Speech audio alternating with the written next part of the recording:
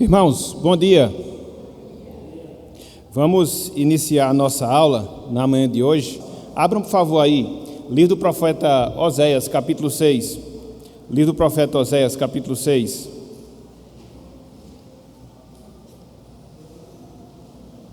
Vamos ler o versículo 3. Oséias 6, 3. Parte A vai ser a parte que nós iremos recitar. Mas vamos ler todo o verso? É pequeno, dá para a gente fazer essa leitura. Oséias 6, 3. Vamos fazer uma leitura a uma só voz?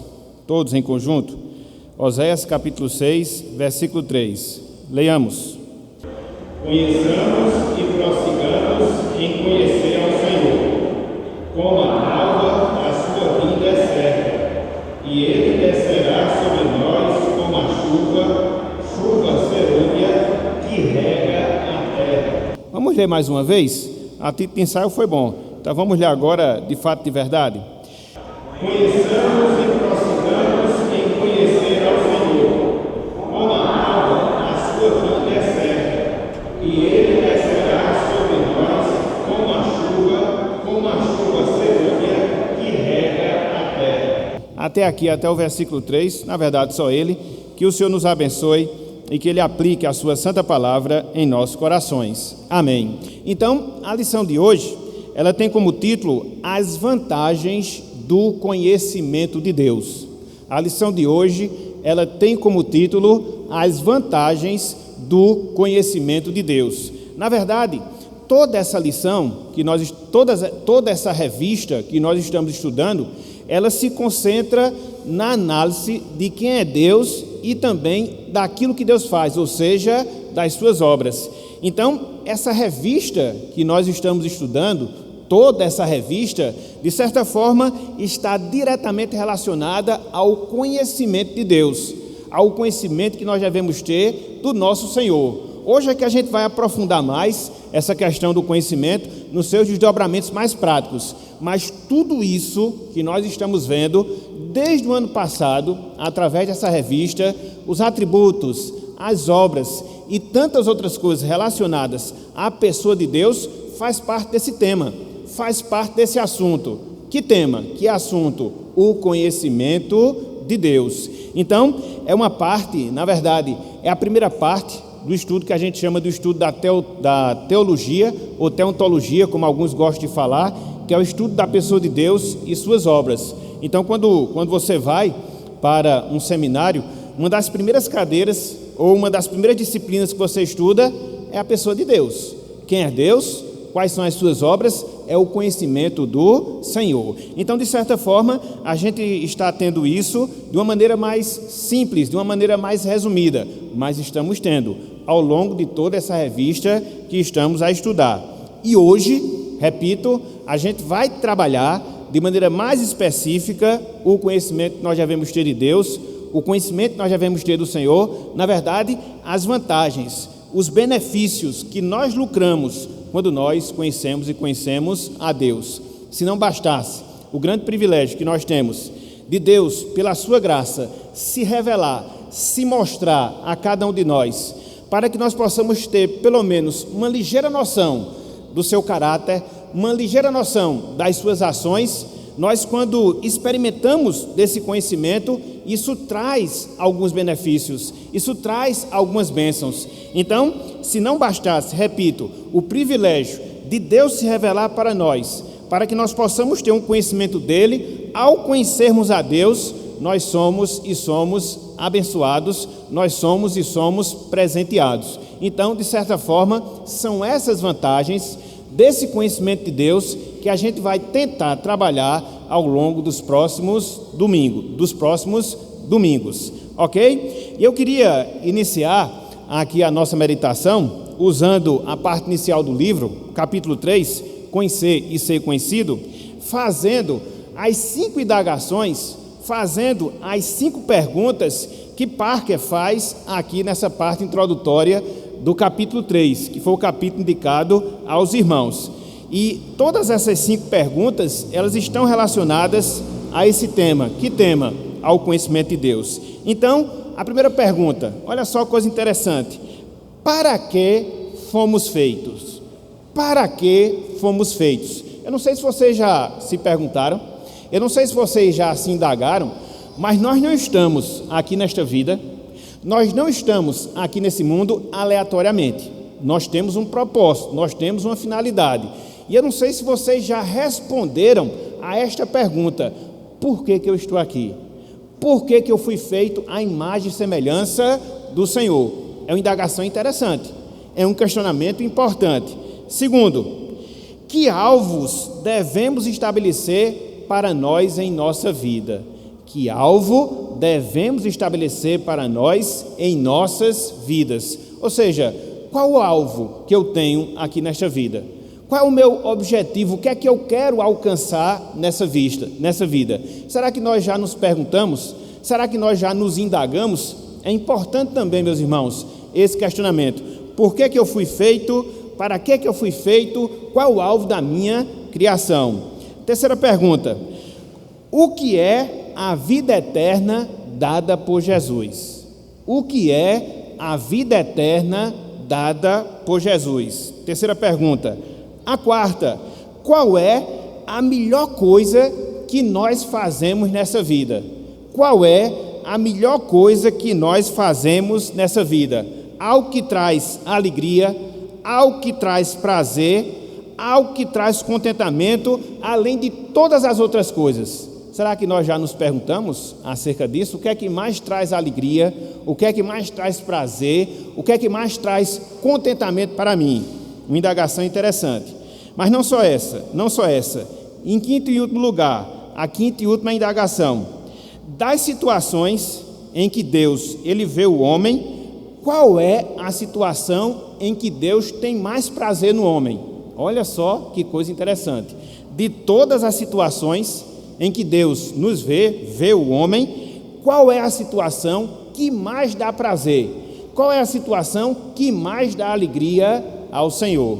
Então, todas essas 5 perguntas, todas essas 5 indagações, elas estão diretamente relacionadas a quê? Ao conhecimento de Deus. A primeira delas: por que nós fomos feitos? Nós fomos feitos para conhecer a Deus. Nós fomos feitos para conhecer o Senhor. Que alvo nós devemos estabelecer na nossa vida aqui na terra? Conhecer a Deus, conhecer o Senhor. O que é a vida eterna, conforme o conceito dado por Jesus? Conhecer a Deus, conhecer o Senhor. Qual é a melhor coisa que nós fazemos nessa vida, que nos dá alegria, prazer, contentamento, satisfação? Também conhecer a Deus, também conhecer o Senhor.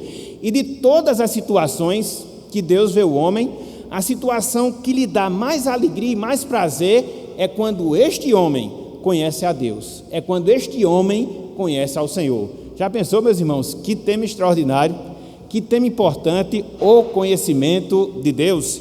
E eu queria ler algumas passagens que tentam responder biblicamente a essas indagações que nós acabamos de fazer e que todas elas têm uma só resposta. Que resposta? Conhecer a Deus, conhecimento do Senhor. A primeira delas, abram aí, meus irmãos, João capítulo 17. Abram aí, João capítulo 17. Olha só qual é o conceito de vida eterna conforme o Senhor Jesus Cristo nos ensina. João 17, 3. O que é que nos diz aqui a palavra? Palavras do Senhor Jesus. E a vida eterna é esta, disse Jesus. O quê? Que te conheçam a ti, o único Deus verdadeiro, e a Jesus Cristo a quem enviaste. O que é que nós temos aqui? A oração sacerdotal. Cristo aqui está orando a Deus. E nessa oração que Cristo faz ao Senhor, ele resume, ele sintetiza, meus irmãos, minhas irmãs, o que é a vida eterna. E em que consiste a vida eterna? Conhecermos a Deus e também conhecermos a Jesus, o único Deus verdadeiro, conforme Cristo fala nessa passagem. Então, queremos experimentar de vida eterna? O pecador precisa disso. Queremos experimentar de salvação? O irregenerado precisa disso. E onde é que ele vai encontrar essa vida eterna? Quando é que ele vai experimentar a regeneração, essa transformação espiritual que Deus, pelo Espírito Santo, transforma e age no pecador?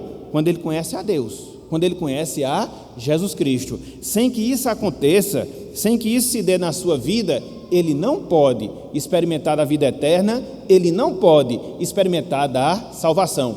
Por isso é necessário, na nossa evangelização, por isso que é necessário, na nossa proclamação do Evangelho, fazermos o quê? Apresentarmos quem é Deus às pessoas, os seus atributos, as suas obras, porque quando o Espírito Santo aplica esse conhecimento ao coração do pecador, isso, em outras palavras, é o que é a sua salvação, é o que é a sua experiência de vida eterna.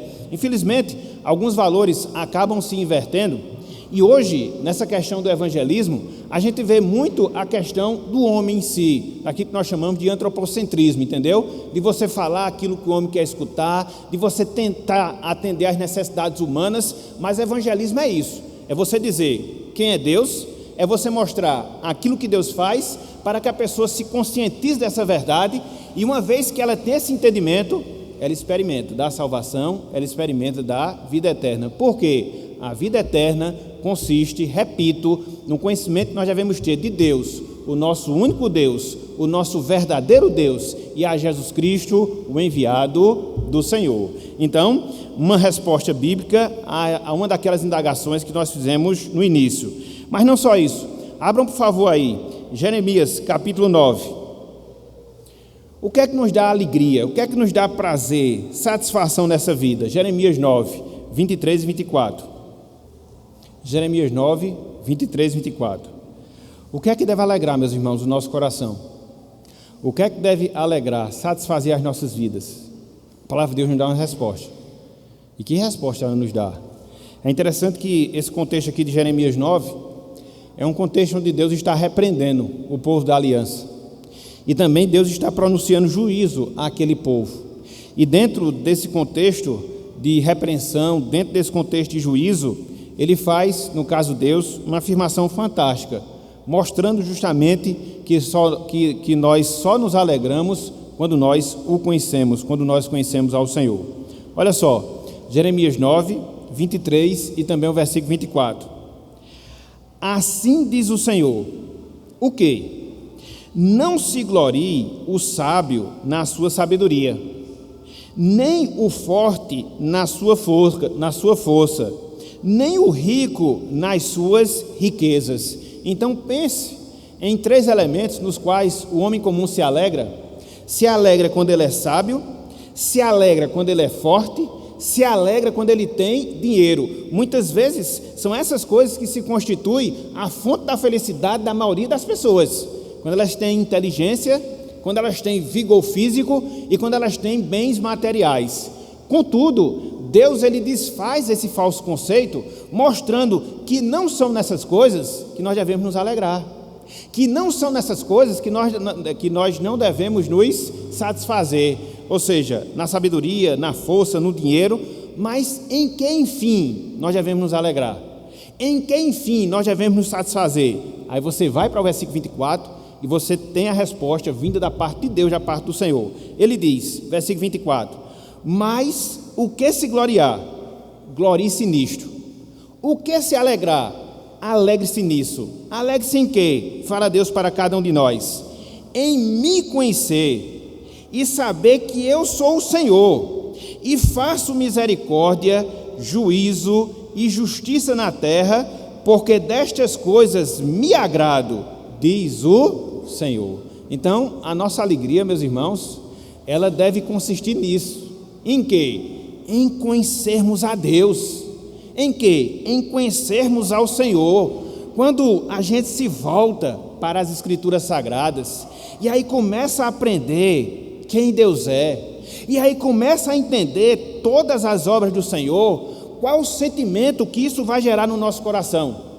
Qual é o sentimento que isso vai gerar em nossas vidas? Nós vamos nos contentar, nós vamos nos alegrar, nós vamos nos satisfazer em Deus e, por tabela, a gente vai alcançar o nosso alvo principal de vida, que é de glorificar a Deus, se alegrando sempre nele. Então, aqui você tem a receita, aqui você tem a orientação de uma vida verdadeiramente feliz. Volte-se para Deus, conheça a Deus, conheça ao Senhor, e esse conhecimento, naturalmente, vai lhe proporcionar uma alegria, um contentamento, uma satisfação verdadeira.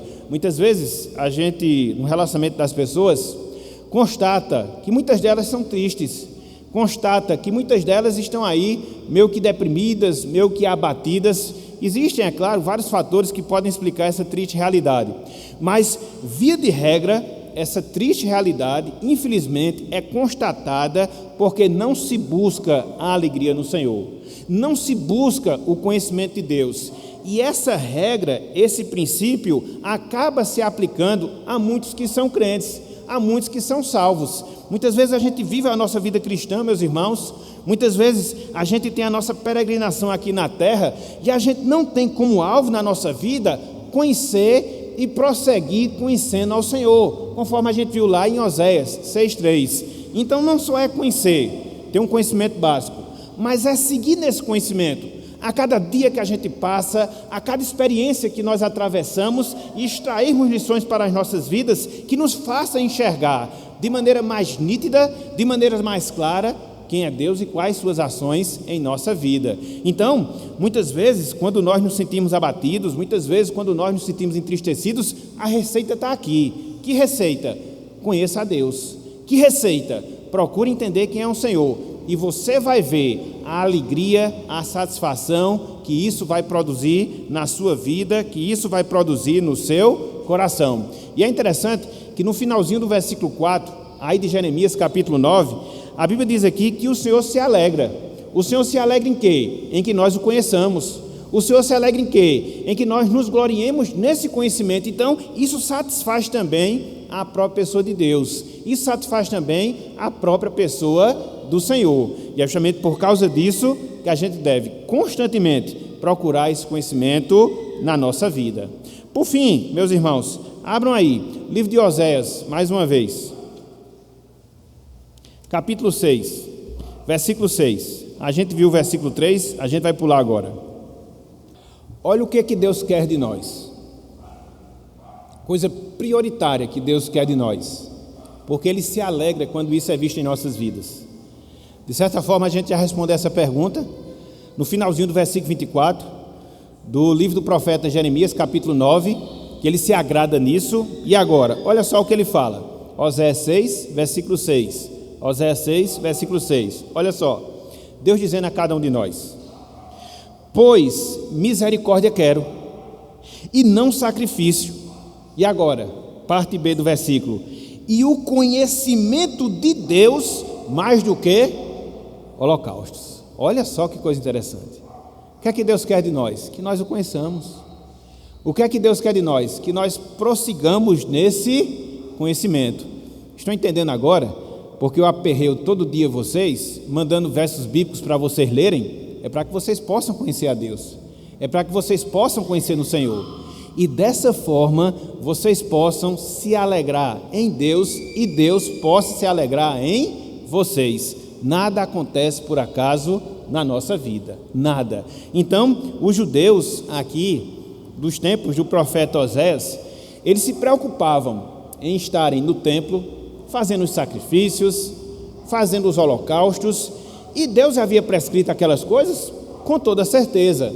Só que o grande problema dos judeus é que eles pensaram que somente em fazer essas coisas, simplesmente por fazer de maneira religiosa, simplesmente por fazer de maneira mecânica, aquilo ali agradava a Deus. E Deus disse: não, eu me agrado fundamentalmente quando você procura me conhecer. Eu me agrado fundamentalmente quando você procura entender quem sou eu. É claro que você deve permanecer fazendo os sacrifícios, os holocaustos, até porque Cristo não tinha vindo ainda. Mas essas coisas em si, sem o entendimento de Deus, sem o conhecimento do Senhor, de nada valem, meus irmãos, de nada valem. Aplicando para a nossa realidade hoje, nós temos como cristãos, nós temos como povo de Deus aqui na terra, algumas obrigações de caráter religioso, né? Todos os domingos participamos da escola dominical, todos os domingos participamos das chamadas solenes que Deus ele nos faz.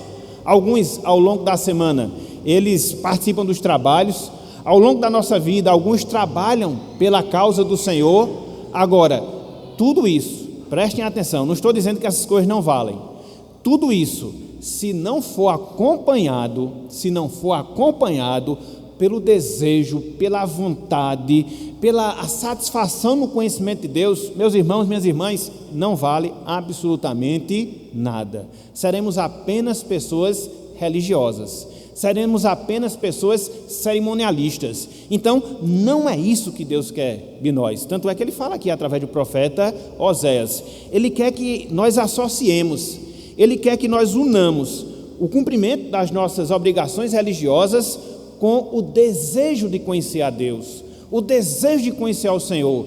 Quando eu venho, por exemplo, para a casa dele no culto solene, eu vou ficar com avidez, procurando aprender aquilo que está sendo ensinado, procurando aprender aquilo que está sendo ministrado, bebendo, se alimentando, aplicando para a nossa vida. Isso, de fato, é o conhecimento de Deus na prática. Infelizmente, não é nisto que muitos de nós crentes focamos a nossa vida aqui na terra. Muitas vezes fazemos as coisas mecanicamente, no automático, e não atentamos. Qual é o resultado? Muitas vezes nos entristecemos, muitas vezes nós nos abatemos, muitas vezes nós nos esfriamos em termos espirituais, mas não é isso, não é esse propósito que Deus ele tem para cada um de nós. Então que nós pensemos nisso, como é importante que nós possamos nos envolver nisso, que nós conheçamos ao Senhor. Conheçamos, foi como a gente viu, versículo 3, conheçamos e prossigamos em conhecer o Senhor. Essa deve ser a nossa finalidade, esse deve ser o nosso propósito, esse deve ser o nosso desejo, essa deve ser a nossa alegria, enfim, tudo que marca a nossa existência aqui na terra. Conhecimento de Deus, conhecimento do Senhor. Ok, meus irmãos? Deu para entender? Nós não terminamos a introdução ainda não, viu? Foi só uma primeira parte da introdução, só para a gente começar a pensar e considerar essas coisas. Eu achei interessante porque quando eu vi a lição, né, e ele indicou esse livro, a gente começou a estudar isso em 2009, no tempo que a gente estava lá em João Pessoa, e já se vão 11 anos. E aí quando eu vi ele recordando esse assunto, para mim foi uma alegria muito grande, porque é algo que a gente já estava vendo há tanto tempo, e que muitas vezes a gente acaba esquecendo, muitas vezes a gente acaba desconsiderando. Então, conhecimento de Deus, conhecimento do Senhor. Olhem agora para a introdução da revista de vocês. Esse primeiro parágrafo, a gente já viu tudo, entendeu? Só que de maneira mais detalhada. Ele prossegue. Esse conhecimento de Deus envolve 4 aspectos. Pega aí, esse item aí, esse parágrafo. Esse conhecimento de Deus, ele envolve 4 aspectos, melhor dizendo. Então, na prática, o que é conhecer a Deus? Na prática, o que é conhecer ao Senhor? Ele coloca 1, 2, 3, 4 coisas. 4 coisas. Isso é muito importante. Isso é muito importante. Por quê? A gente fica falando conhecimento de Deus, conhecimento de Deus, conhecimento de Deus, e às vezes a gente trabalha de maneira muito generalizada. Eu não gosto disso. Eu gosto de você mostrar como é que o negócio acontece, como é que o negócio se dá. Às vezes a gente escuta as pessoas falar: eu sirvo ao Senhor. Como? Isso é muito genérico, essa questão de civil. Você tem que mostrar como é que isso acontece na prática. Então aqui você vai ter 4 aspectos práticos de como se dá esse conhecimento de Deus.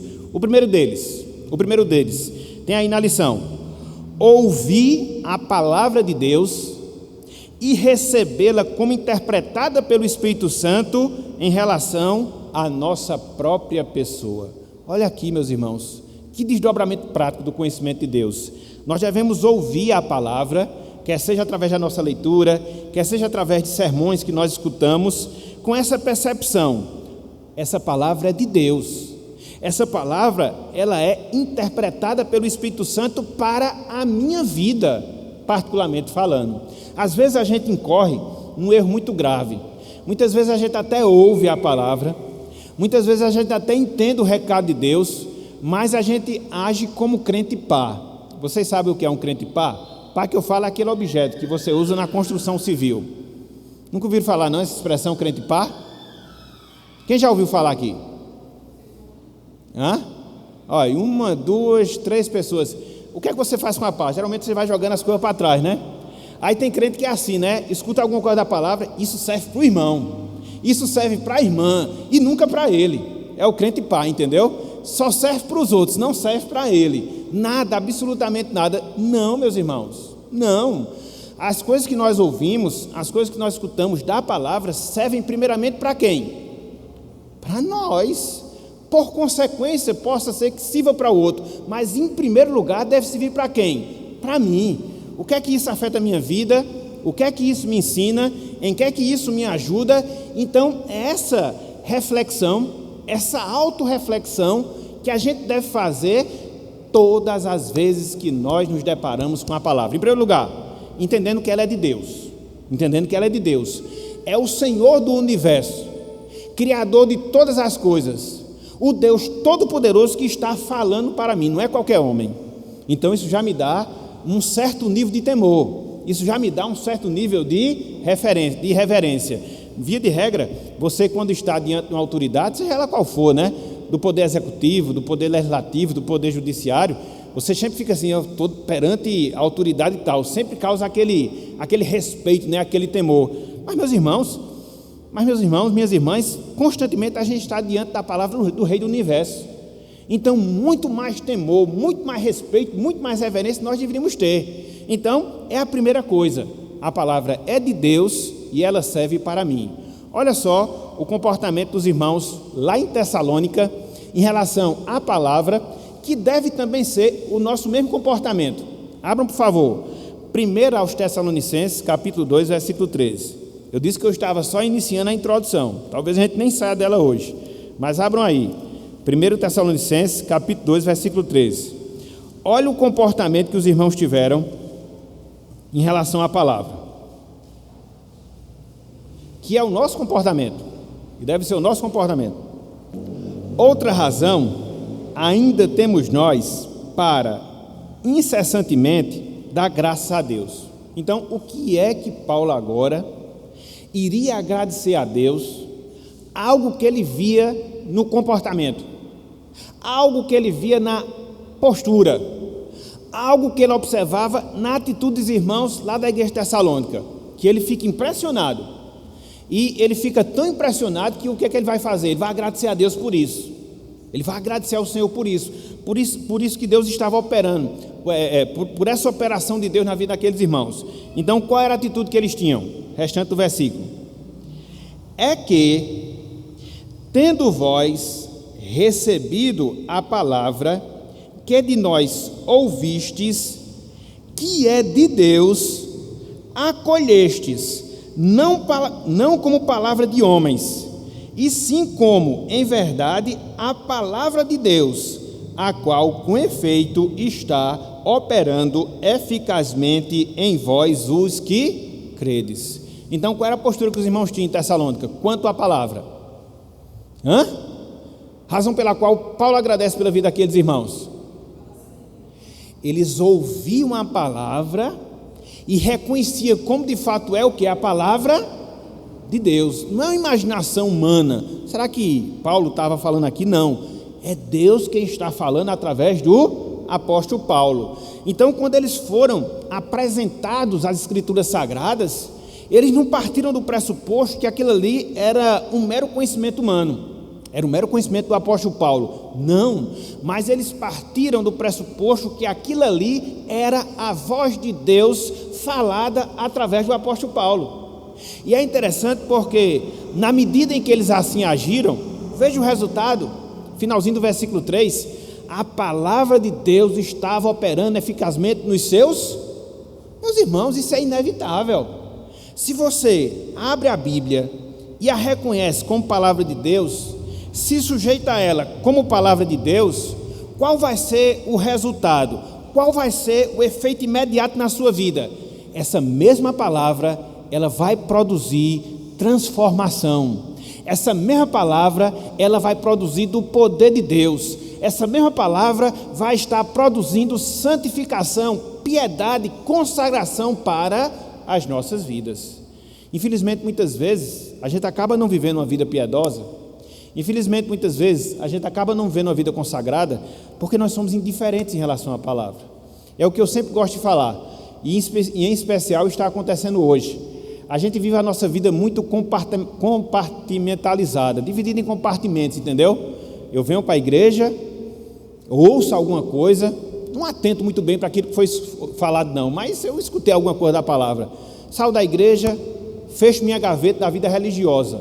Agora eu vou para a minha vida secular, com as minhas práticas, com os meus pensamentos, com a minha conduta e assim sucessivamente. Não é assim, meus irmãos, que a gente tira proveito da Bíblia. Não é assim. Muitas vezes a gente faz até a nossa leitura devocional simplesmente para fazer, para poder cumprir a tabela, mas não com aquele desejo de fato aprender a Deus, aprender de Deus, melhor dizendo, não com aquele entendimento que é Deus que está falando a cada um de nós. Às vezes eu fico assim pensando, às vezes eu fico assim meditando, como é que as coisas acontecem dessa forma? Às vezes você vê determinadas situações, às vezes você vê determinadas práticas que as pessoas têm, e muitas vezes a palavra é falada dentro daquela necessidade, dentro daquela falha que a pessoa tem, e a pessoa fica completamente indiferente, parece que não está ali. Eu fico, meu Deus, o que é isso, hein? A pessoa sabe que está no caminho errado, sabe que está contrariando a Deus, está ouvindo a palavra de Deus falando, e ela simplesmente fecha o ouvido. Meu Deus, o que é isso? O que é isso?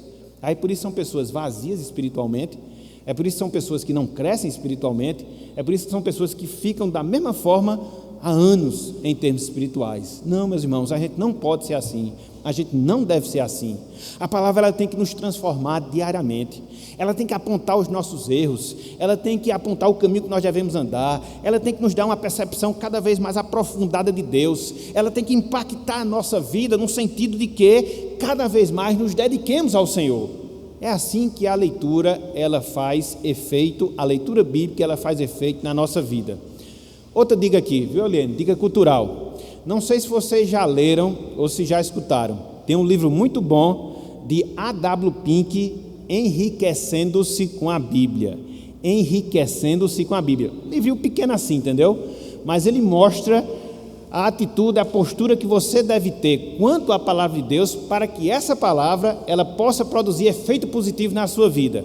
Se vocês encontrarem na Consciência Cristã, estou já pedindo comissão agora, vocês podem adquirir. Se não, me peçam, porque eu tenho um PDF também para que vocês possam acompanhar através do celular ou através do computador.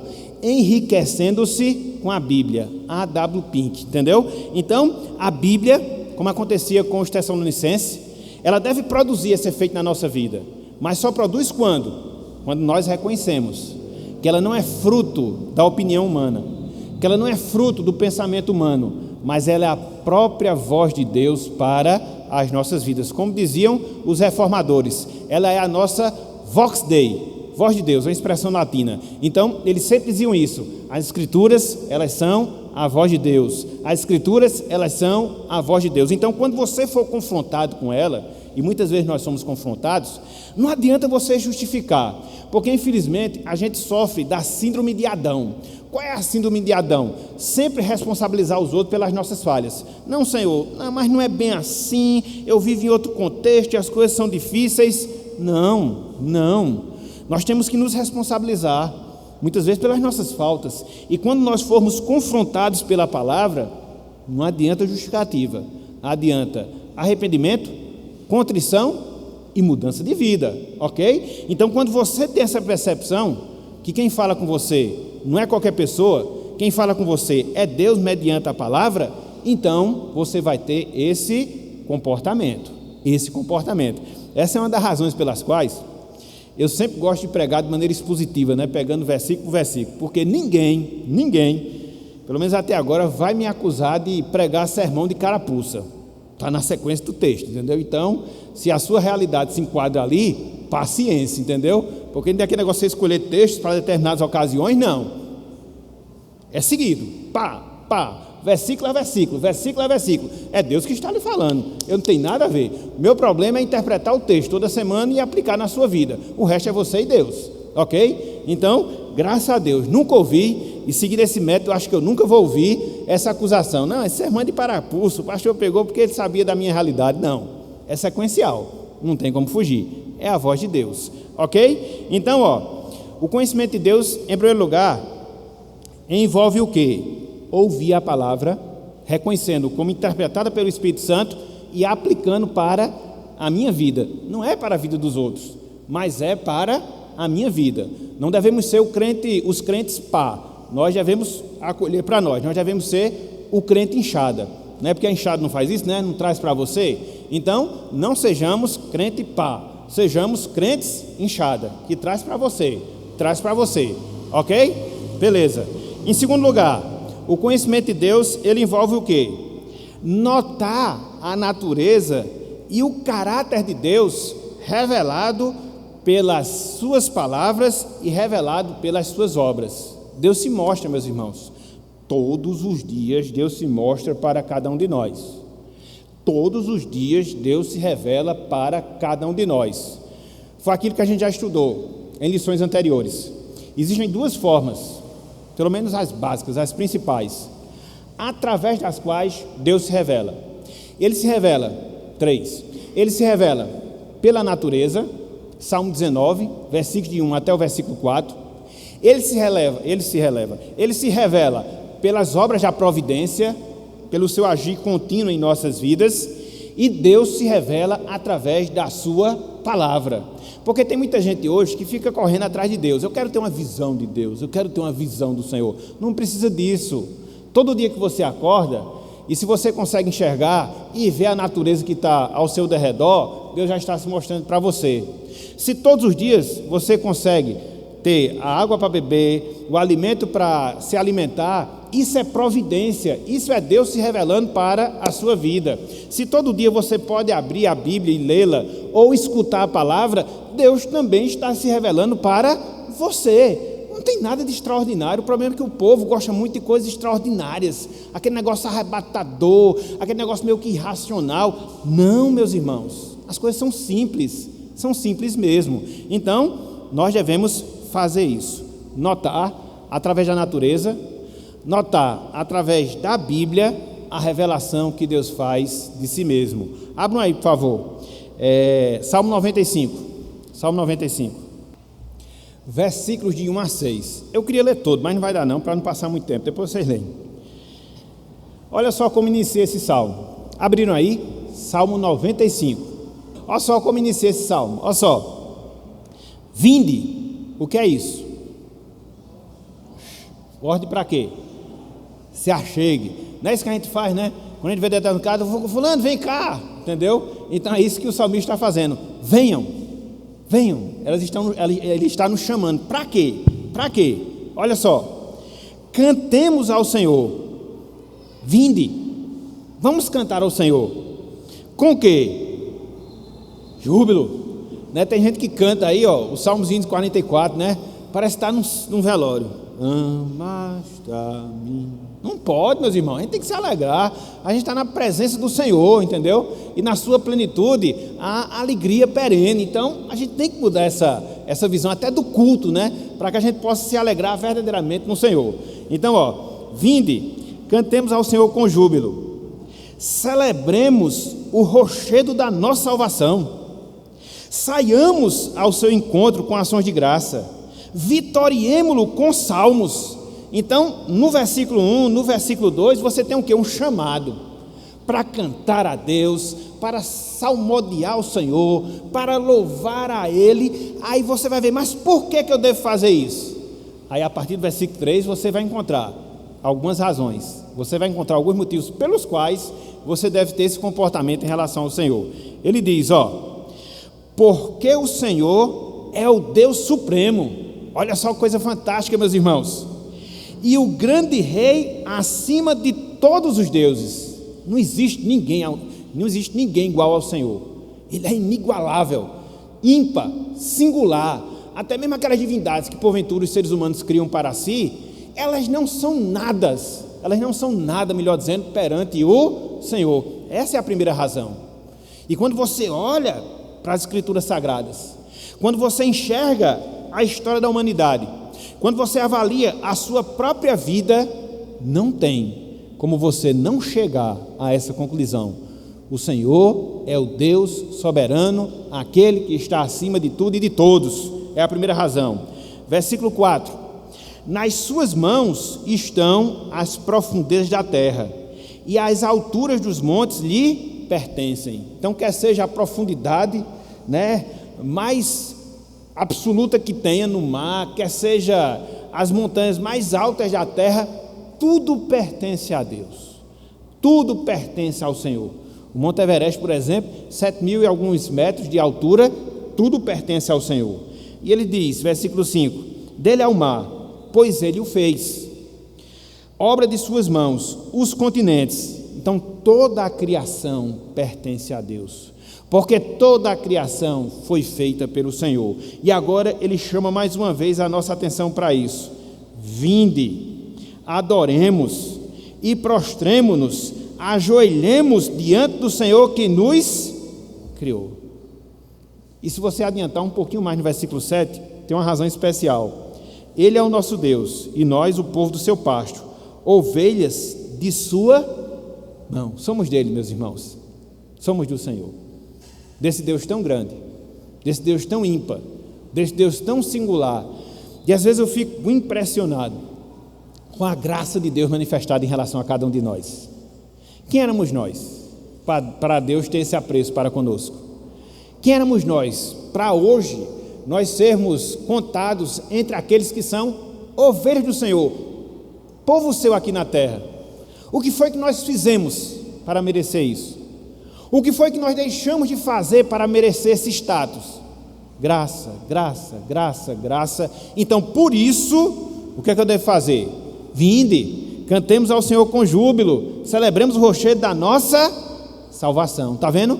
Nós devemos analisar a revelação que Deus faz de si mesmo, quer pela natureza, quer através das suas obras, quer através da sua palavra, e isso nos convocar à adoração. Fomos criados, fomos recriados em Cristo Jesus. Então, é uma das obras de Deus, razão pela qual nós devemos adorá-lo, reconhecê-lo e assim conhecê-lo cada vez mais. Ok? Então, o conhecimento de Deus vem quando nós ouvimos a sua palavra, reconhecendo que é a voz do Espírito Santo e aplicando a nossa vida. O conhecimento de Deus vem quando nós notamos a natureza de Deus, sua pessoa e obra, quer seja pela natureza, quer seja pela providência, quer seja pela sua palavra. E, em terceiro lugar, nós conhecemos a Deus quando nós aceitamos seu convite e obedecemos às suas ordens. Nós conhecemos a Deus quando nós aceitamos o seu convite e obedecemos às suas ordens. O que é que nos diz aí Mateus capítulo 11? O convite que nos é feito, o convite que o próprio Cristo nos faz. Olha só, meus irmãos, abram aí, Mateus 11, 28 a 30. O que disse o Senhor Jesus Cristo?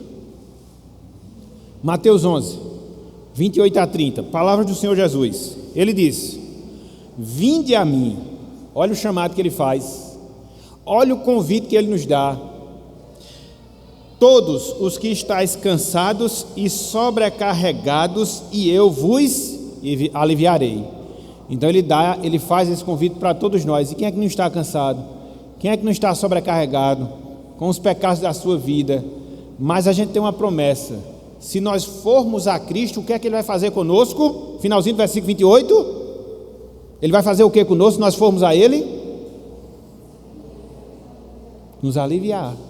Ele vai nos aliviar. É isso que acontece, meus irmãos. Me lembro muito da história do peregrino. Já leram a história do peregrino? E você vai ver lá que o cristão estava com o fardo do pecado nas suas costas, e era um peso grande que ele carregava, de um lado para outro, de um lado para outro, de um lado para outro. Enquanto ele não colocou o fardo na cruz, ou sob a cruz, ele não obteve descanso.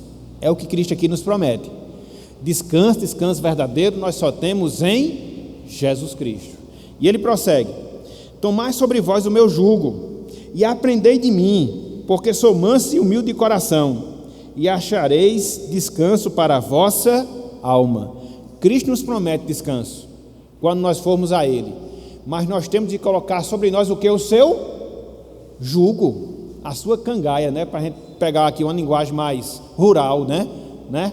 Porque você tem a promessa de encontrar descanso espiritual em Cristo, mas você não vai viver a parte das ordens de Cristo. O que é que eu quero dizer com isso? Infelizmente isso é muito comum hoje. As pessoas querem um Cristo salvador. Cristo é o meu salvador e aquele negócio todo lá vai. Mas elas não querem o Cristo Senhor. Não, Ele me salva. Agora quem manda na minha vida sou eu.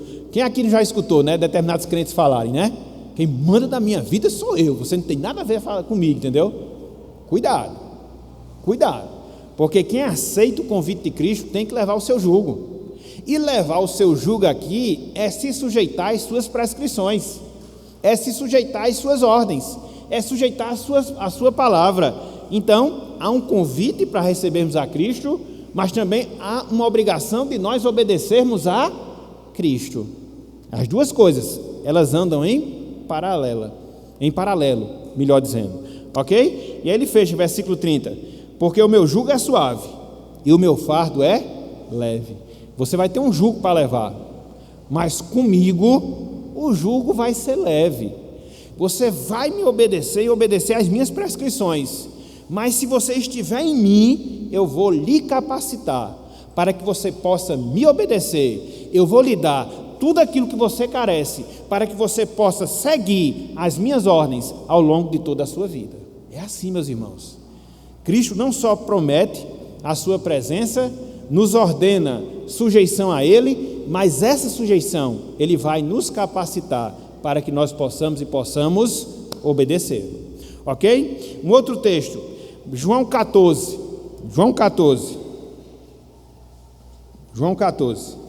versículos 21 e 23. Palavra do Senhor Jesus a todos nós: aquele que tem os meus mandamentos e os guarda, esse é o que me ama.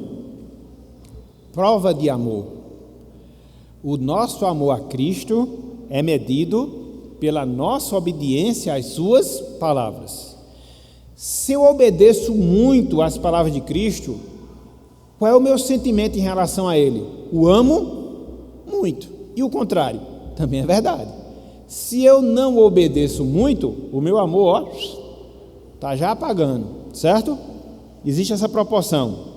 Ele segue: aquele que me ama será amado por meu Pai, e eu também o amarei e me manifestarei a Ele. Então, quando eu me sujeito a Cristo, eu demonstro o meu amor para com Ele, e aí eu vou ser amado por Deus, e aí eu vou ser amado por Cristo, e aí tanto Deus como Cristo vai se manifestar na minha vida. Como? Através de santidade, piedade, comunhão com o Senhor.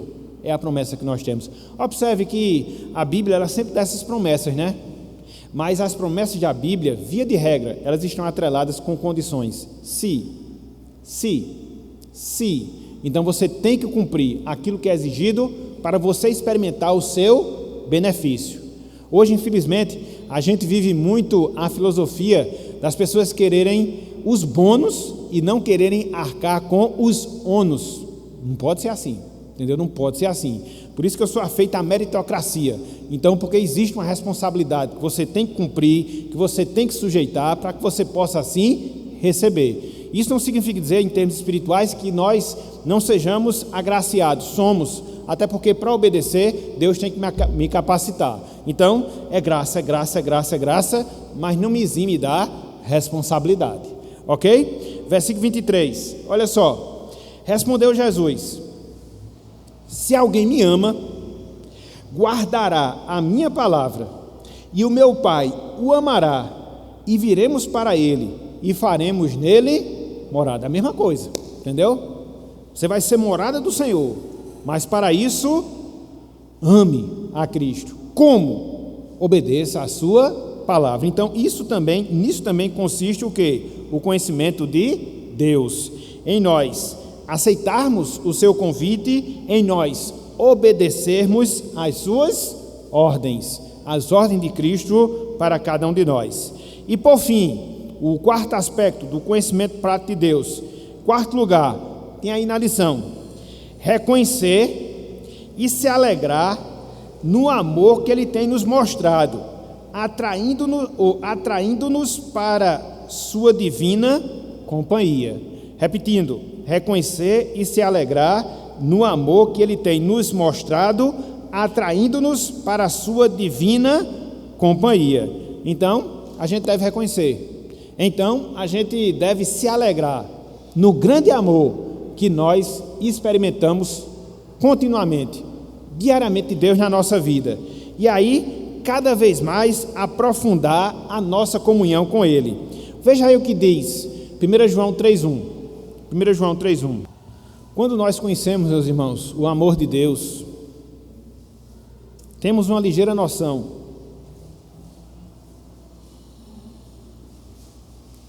do que é esse amor e a sua importância para a nossa vida.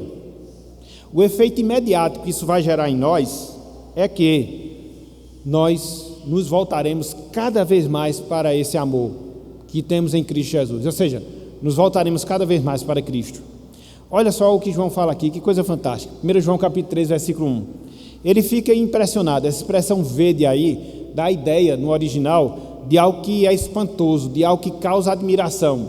E é essa perplexidade espiritual a qual João chega quando ele consegue considerar aquilo que Deus tem feito por ele. E o que é que Deus tem feito por ele? Olha só, versículo 1 João 3. Vede que grande amor nos tem concedido o Pai, a ponto de sermos chamados filhos de Deus. E, de fato, somos filhos de Deus.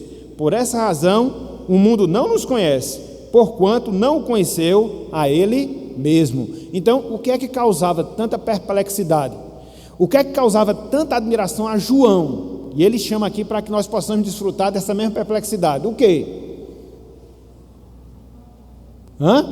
O amor que Deus tinha manifestado em relação a ele. E de maneira específica, como foi que Deus demonstrou o seu amor para com João? Pelo fato dele agora ser o quê? Filho de Deus, meus irmãos. Porque no fundo, só existem essas duas filiações na terra. Às vezes parece um tanto quanto ofensivo, mas a gente não pode mudar a realidade. Ou você é filho do cão, do diabo, entendeu? Do satanás de rabo, como diz alguns, ou você é filho de Deus. Não existe meio campo. Tem crente que gosta de relativizar. Não, mas fulano de tal é tão bom, mas ele é um filho do diabo. Porque Cristo disse isso. Não fui eu que disse, foi Cristo. Então, for reclamar, reclamo com ele. Então, olha só existem essas duas filiações. Ou você é filho das trevas, ou você é filho da luz. Então, quando nós somos transportados da antiga condição que nós estávamos, que condição era? Nós éramos filhos do capeta. E aí o que é que Deus fez? Filhos dele. Aí João entende o que é isso. Não é pouca coisa não, meus irmãos. Não é pouca coisa não, entendeu? Aí quando João entende isso, e ele experimenta essa realidade, o que é que ele faz? Vede com que grande amor nos tem amado o Pai.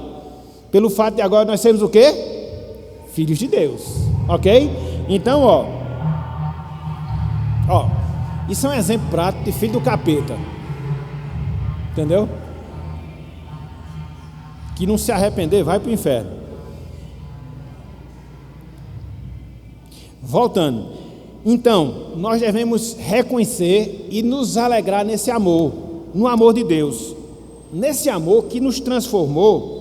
E foi uma transformação tão profunda, foi uma transformação tão grande, que nós mudamos das trevas para a sua maravilhosa luz. E agora, o que é que eu devo fazer? Eu devo ser cada vez mais atraído a essa presença, ou seja, a presença de Deus, através da leitura, através da oração, através da obediência e tantas outras coisas que vai fazer com que eu me achegue mais ao Senhor.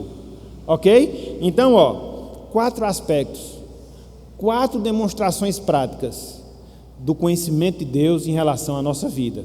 Conhecemos a Deus quando nós ouvimos a sua palavra, reconhecendo que é sua palavra e a aplicamos para a nossa vida. Conhecemos a Deus quando nós notamos a sua natureza, quer seja pela sua revelação, quer seja pela sua providência, quer seja pela sua palavra, não só a sua natureza, mas também suas obras. Conhecemos a Deus quando nós aceitamos o convite de Cristo e obedecemos às suas palavras. Conhecemos a Deus quando nós reconhecemos e alegramos e nos alegramos no amor com o qual Deus nos amou, e assim nós nos achegamos cada vez mais a Ele. Isso na prática, meus irmãos, é o conhecimento que nós devemos ter de Deus, o conhecimento que nós devemos ter do Senhor. E deixa eu dizer uma coisa a vocês, bem rápido, até porque o tempo está já acabando. O nosso conhecimento de Deus, ele só virá através de Jesus Cristo. Quando você se volta para Cristo, quando você reconhece Cristo como seu Salvador, porque Cristo é o nosso intermediário que vai nos ligar a Deus. Então, sem Cristo, não há o conhecimento de Deus. Abram aí, João 14, versículo 6. Olhem só o que Cristo disse aqui. Respondeu-lhe Jesus: eu sou o caminho e a verdade e a vida. Observem que aqui você tem, aqui que nós chamamos de artigo definido. Ele não é uma verdade dentre várias, ele não é um caminho dentre vários, ele não é uma vida dentre várias, ele é só o caminho, a verdade e a vida. Não tem outro caminho, não tem outra verdade, não tem outra vida, só ele. E prossegue o texto: ninguém vem ao Pai senão... Tem gente que gosta de recitar esse texto. Às vezes a gente pega os maus costumes arretados, porque às vezes a gente aprende de uma forma errada e vai perpetuando o erro. É igual cantar música errada, é difícil você aprumar depois. Via de regra, quando as pessoas citam esse texto, elas dizem o seguinte: eu sou o caminho, a verdade e a vida, ninguém vai ao Pai senão por mim, não é? Mas vem. Aí você diz assim: pastor, mas que grande diferença tem aí? Tem uma grande diferença, porque vai dá a ideia que é outra pessoa, e vem que é a mesma pessoa. Você está aqui, vai ali para fulano, você está aqui, aquela outra pessoa está lá. Mas aqui Cristo disse: ninguém vem ao Pai senão por mim. Por quê? A unidade que existe na Trindade, entendeu? E aí você adianta, versículo 9. A resposta aqui, o versículo 9 é a resposta do pedido de Filipe. Cristo estava já terminando seu ministério, já estava nos últimos instantes da sua vida aqui na terra. Filipe tinha passado 3 anos com Jesus. Filipe da cabeça dura.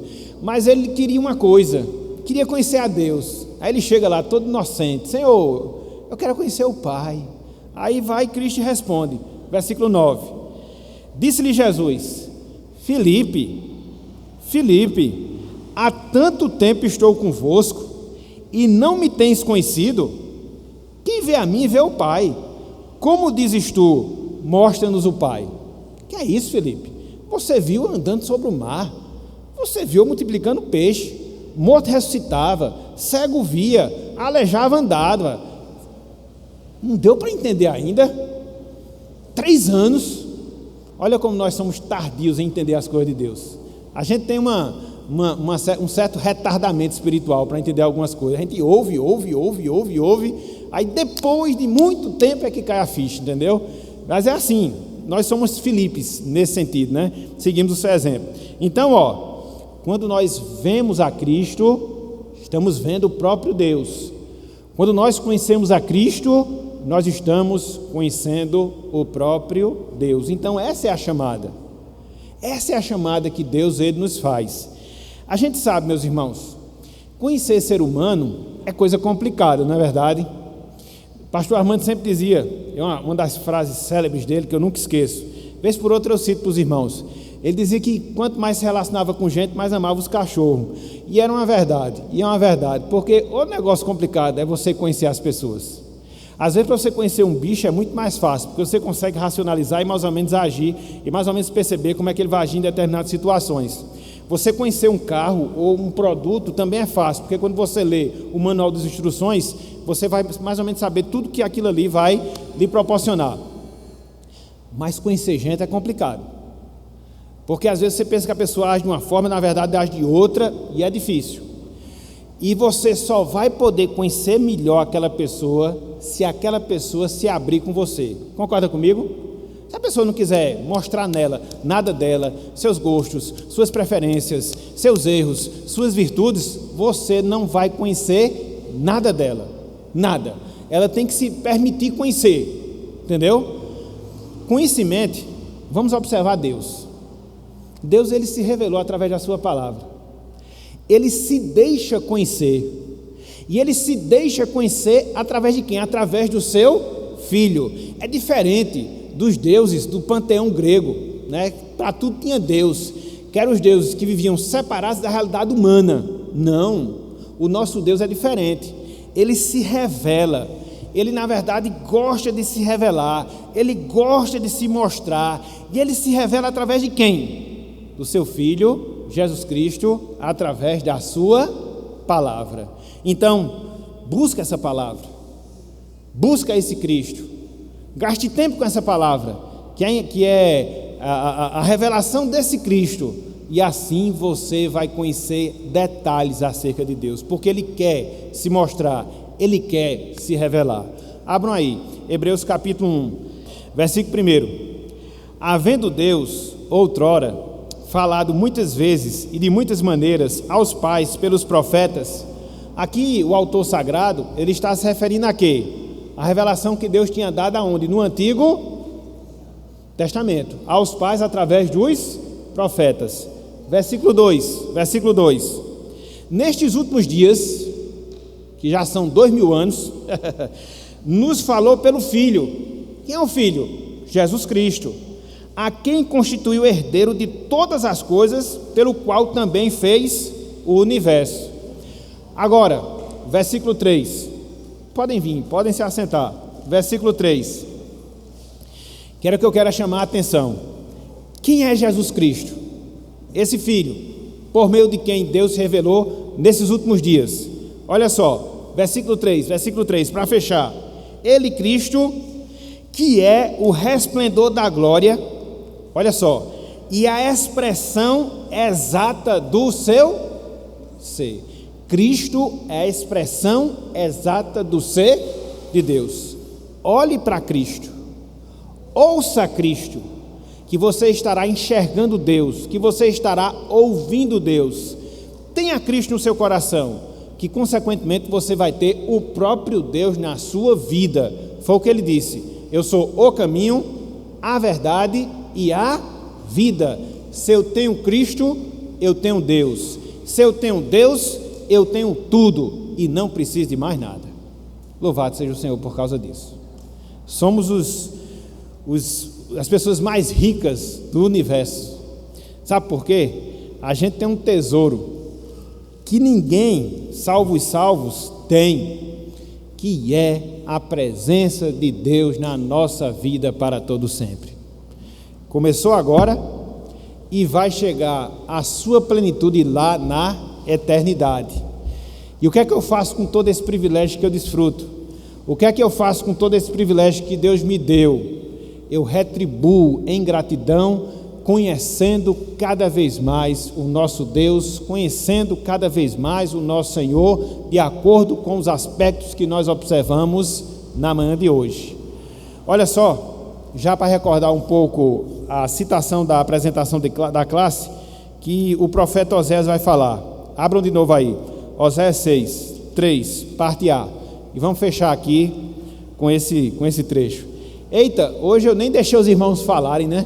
Pastor, hoje foi ruim, entendeu? Porque senão a gente não terminava essa introdução. Mas segurem aí qualquer dúvida, qualquer questionamento, semana que vem eu faço, certo? Semana que vem eu faço. A parte A, e a gente encerra com essa recitação. Oséias 6,3, parte A. Vamos lá? Conheçamos e prossigamos em conhecer ao Senhor. Está vendo, meus irmãos? Conheçamos.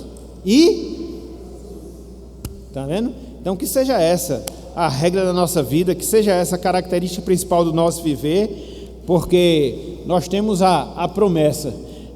Só para não perder aqui a deixa, né? Seguindo aqui o restante do versículo 3, né? O profeta diz: como a alva, né? O nascer do sol, a sua vinda é certa. A vinda de quem? A vinda do Senhor. E ele descerá sobre nós como chuva serôdia, que rega a terra. Chuva serôdia aqui é a chuva fora de tempo, entendeu? Então, o Senhor vai vir como uma chuva fora de tempo. E o que é que a chuva faz? Ela refresca. Olha como a gente está precisando de chuva, um calor arretado desse, entendeu? Mas é a promessa que nós temos do Senhor. A sua vinda é certa, sua presença é certa. Agora conheçamos e prossigamos em conhecer ao Senhor. Ok, meus irmãos? Então, que Deus nos abençoe, que Ele aplique a sua palavra em nossas vidas, e semana que vem a gente vai começar a ver 1, 2, 3, 4 vantagens do conhecimento de Deus, 4 vantagens do conhecimento do Senhor.